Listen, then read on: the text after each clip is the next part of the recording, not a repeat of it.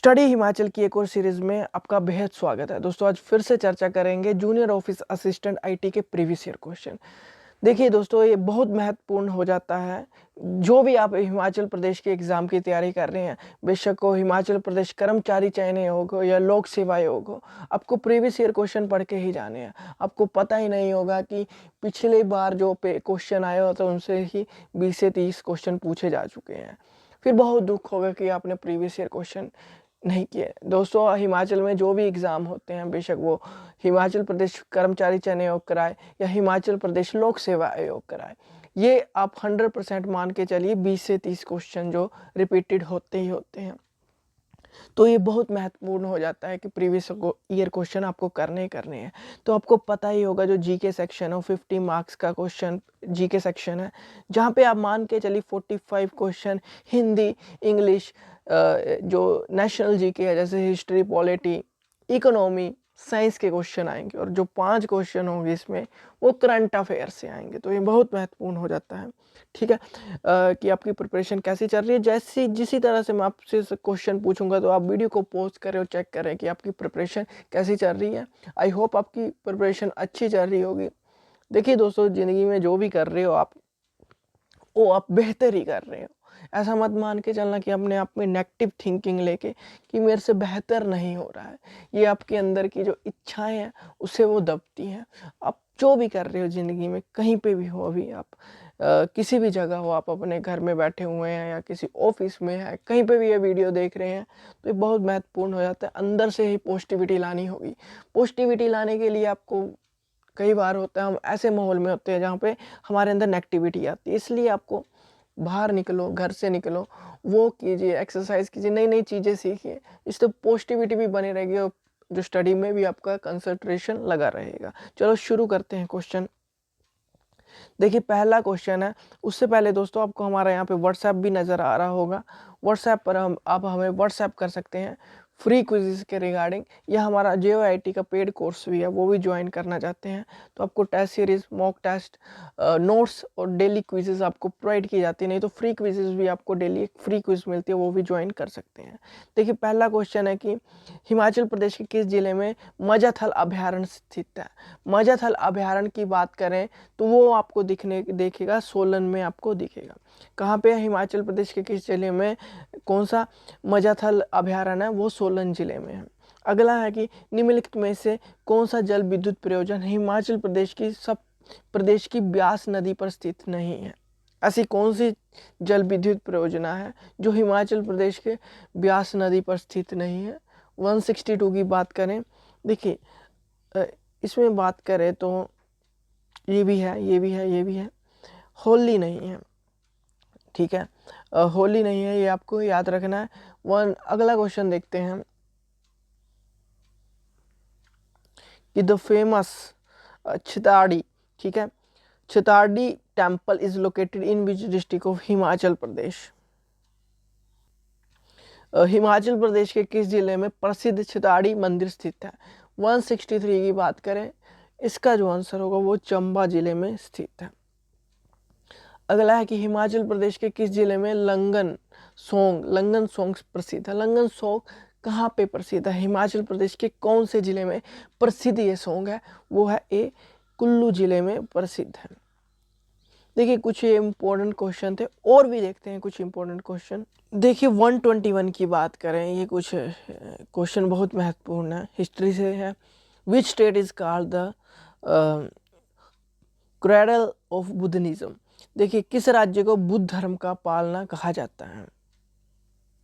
देखिए इसका जो आंसर है 121 की बात करें तो ये बहुत महत्वपूर्ण है, ये बार बार रिपीट हुआ क्वेश्चन है, ये है उत्तर प्रदेश को। अगला है कि पंचतंत्र कब लिखी गई थी? When was the Panchatantra written. इसका 122 की बात करें तो यह गुप्त काल में लिखी गई थी। ठीक है, गुप्ता पीरियड में लिखी गई थी। अगला है to which dynasty did Ashoka belong. Ashoka किस वंश के थे? जो अशोक थे किस वंश के थे? 123 की बात करें तो इसका आंसर है वो है मौर्य वंश के थे। अगला है हु इंट्रोड्यूस द इकत या इक्ता सिस्टम। प्रणाली किसने शुरू की थी? इक्त प्रणाली या इक्ता प्रणाली किसने शुरू की थी? ये है 124 की बात करें वो है ये आपको पता ही होगा, इल्तुतमिश ने की थी। अगला है कि भारत में व्यापार के लिए आने वाले पहले यूरोपियन कौन थे? Who were the first Europeans to reach Indian for trade? देखिए भारत में व्यापार के लिए आने वाले पहले यूरोपियन कौन थे? 125 की बात करें वो थे पुर्तगाली थे। Where did Babur die? ठीक है, जो बाबर थे, ठीक है, where did बाबर डाई? देखिए जो बाबर थे, जो बाबर की मृत्यु कहाँ हुई थी? Where did Babar die? 126 की बात करें तो वो है आगरा में इनकी मृत्यु हुई थी। देखिए स्थायी निवास किसका लक्षण था? Permanent settlement was a feature of, जो परमानेंट सेटलमेंट है वो फीचर है, वो है जमींदारी प्रणाली या जमींदारी सिस्टम से ये संबंध रखता है।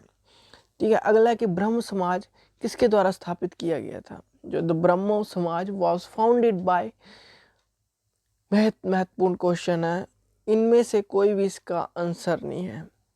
देखिए ब्रह्मो समाज की बात करें तो देखिए जो ब्रह्मो समाज था या ब्राह्मण समाज था किसके द्वारा स्थापित किया गया था? वो थे राजा राम मोहन राय जी के द्वारा स्थापित किया गया था। इसमें से नन ऑफ दीज होगा। तो दोस्तों आपको ये बताना है कि इसकी शुरुआत कहाँ से हुई थी, जो इसकी स्थापना थी कहाँ से शुरुआत की गई थी ब्रह्मो समाज की, ये आपको कमेंट सेक्शन में बताना है। अगला है कि 129 की बात करें, in Indian polity which one is supreme, कि भारतीय राजतंत्र में कौन सा उच्चतम है? 129 की बात करें तो इसका आंसर होगा संविधान सबसे ऊपर है, कॉन्स्टिट्यूशन है, जो भारतीय राजतंत्र में या इंडियन पॉलिटी में कॉन्स्टिट्यूशन सबसे बड़ा है, ये आपको याद रखना है। Which of the following is a bulwark of personal freedom, निम्नलिखित में से कौन सा निजी स्वतंत्रता का बचाव है?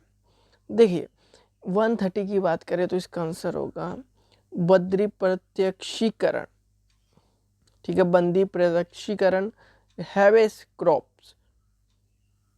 अगला है Panchayati Raj system in India is laid down under, Panchayati Raj प्रणाली को भारत में किसके तहत लागू कर दिया गया था? 131 की बात करें तो इसका आंसर होगा वो है directive principle of state policy, राज्य नीति के निदेशक सिद्धांत के तहत ही इस प्रणाली को भारत में लागू किया गया था। अगला है कि राष्ट्रपति का अध्यादेश कितने समय तक लागू रहता है? देखिए राष्ट्रपति का जो अध्यादेश है 132 की बात करें वो 6 महीने तक क्या रहता है? लागू रहता है। दोस्तों आपको यहाँ पे भी हमारा व्हाट्सएप नंबर नज़र आ जाएगा। आप हमसे पेड क्रैश कोर्स की जानकारी लेना चाहते हैं JOIT की तो आप ले सकते हैं। दोस्तों दिल से जो भी आप कर रहे हो ना, दिल से, ठीक है, मैसेज भी करना होगा ना अपने व्हाट्सएप पर तो दिल से करना, कोई भी और क्वेरी है तो दिल से करना, कि इससे क्या होता है थॉट में भी चेंजेस आते हैं और आपको पता लगेगा कि आपकी लाइफ, एक होता है कि हम किसी को भी जो चीज़ लिख रहे हैं या कोई भी ज़िंदगी में काम कर रहे हैं, ठीक है, वो हम दिल से नहीं कर रहे हैं, हमें डर लगता है कि हम गलत कर रहे हैं सही कर रहे हैं। देखिए इस चीज़ को आप दूर रखें। JOIT तक आपको क्या करना है? JOIT तक आपको डेली के डेली जो जॉब नहीं करते हैं, जो घर में है इस टाइम, उनको डेली का डेली 8 से 10 घंटे आज से ही पढ़ने हैं। मैं उन लोगों को बोल रहा हूँ जिन्होंने अभी तक भी प्रिपरेशन बहुत कम की है। जो जॉब है, जो जॉब करते हैं, उन्हें लगभग भी आज भी 4 घंटे देने ही होंगे। वो आप पर है कि किस तरह से दे रहे हैं, वो हम नहीं बताएंगे। मतलब कि दिल से स्टडी करना। कट ऑफ की बात करें तो 55+ तो आपको लेके ही आने हैं। बेशक आपको 1800 पोस्ट आपको नज़र आ रही है, फिर भी मैं बोल रहा हूँ 55+ लेके आने, कोई भी कैटेगरी हो। क्यों? क्योंकि आपने वहाँ पे जब टाइपिंग करनी है तब आपने एवोल्यूशन जो होगी, ठीक, उसमें अपनी सीट पक्की करनी है। जब टाइपिंग हो जाएगी तो आपको पता लग जाएगा कि मेरे 55+ है, मैं तो हुआ या हुई हूँ, तो 55+ लेके आने। अगला है भारत के पहले कानून अधिकारी के रूप में किसे जाना जाता था? 133 की बात करें तो वो है attorney general of India. Bharat के अटॉर्नी जनरल जी को जाना जाता था। अगला अटॉर्नी जनरल ऑफ इंडिया, ठीक है, अटॉर्नी, भारत के अटॉर्नी जनरल। अगला है कि निम्नलिखित में से कौन सा अपसादी शैल कार्बनिक मूल का है? Which of the following sedimentary rocks is of organic origin? 134 की बात करें तो इसका होगा लाइमस्टोन, बी इसका आंसर होगा। अगला है कि विच of the flowing cities is located on the bank of the river Sant Lawrence? निम्नलिखित में से कौन सा शहर संत लॉरेंस नदी के किनारे स्थित है? संत लॉरेंस नदी के किनारे 135 की बात करें तो इसका होगा मॉन्ट्रियल, ठीक है, मॉन्ट्रियल स्थित है। और ये आपको बताना मॉन्ट्रियल कहाँ पे पड़ता है, कौन सी जगह पर पड़ता है, बेहद महत्वपूर्ण है। बहुत सारे जो भारतीय हैं इस जगह पर जाते भी हैं, तो आपको बताना है कौन सी कंट्री है ये, मतलब कौन सी कंट्री के अंडर आता है। द मोस्ट क्या सबसे अधिक जनसंख्या घनत्व वाला अफ्रीकी देश कौन सा है? सबसे अधिक जनसंख्या घनत्व वाला अफ्रीकी देश है वो है डी, युगांडा। अगला है which one of the flowing countries has red river delta? निम्नलिखित में से किस देश में लाल नदी डेल्टा है?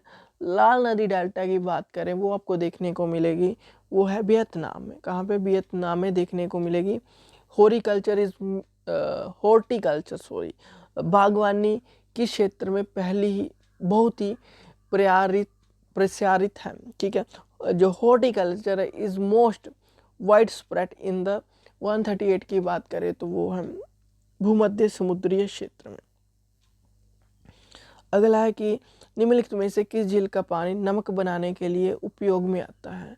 The water of which one of the following lakes is used for producing salt? 139 की बात करो वो है Loktak. Which one of the following is most eastward located city? निम्नलिखित में से कौन सा शहर बहुत ही पूर्वी दिशा में स्थित है? 140 की बात करें वो है लखनऊ।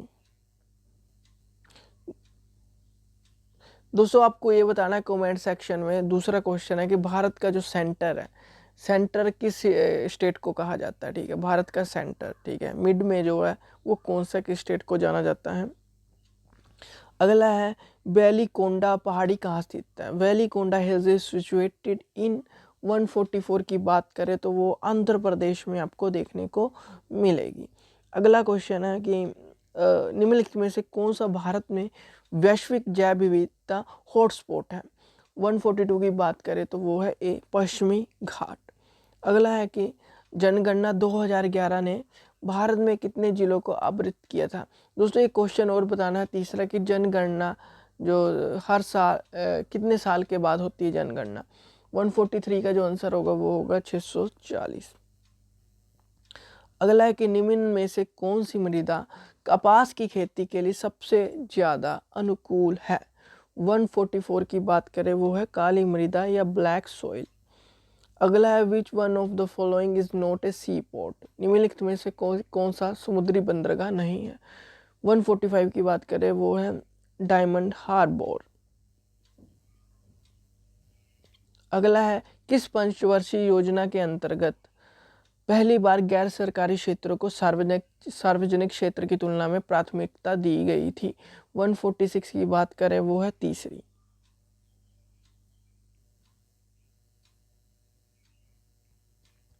देखिए the financial year of RBI is, RBI के लिए वित्तीय वर्ष है जुलाई टू जून। भारत के 1 रुपए की नोट पर किसके हस्ताक्षर पाए जाते हैं? 148 की बात करें वो है the secretary of finance. Secretary finance के किसके 1 रुपए के नोट पर सिग्नेचर पाए जाते हैं? SIDO is related to the development of, SIDO की बात करें तो वो है 149 की बात करें तो इसका आंसर है स्मॉल इंडस्ट्री। दोस्तों लास्ट क्वेश्चन देखते हैं कि कौन सा दर्पण वस्तु की आधारित और उधर्भ प्रतिबिंब होता है? विच mirror produce magnified erect image of an object? 150 की बात करें तो इसका आंसर होगा वो है कनकेव। देखिए, विच device work on the basic of the principle of mutual induction, वो है ट्रांसफॉर्मर।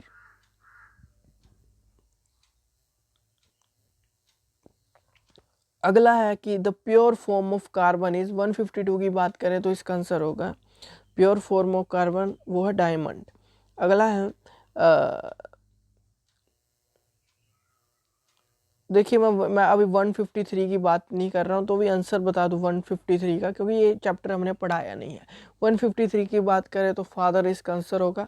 बट 154 की बात करें, the vitamin which is generally excreted by human in urine is, मानव द्वारा सामान्य रूप में मूत्र में उत्सर्जित किया गया विटामिन है 154 की बात करें तो वो है विटामिन सी। दोस्तों आज के लिए इतना ही करते हैं, ठीक है, कल की वीडियो में और देखेंगे। Thank you and have a nice day. God bless you all. Bye bye.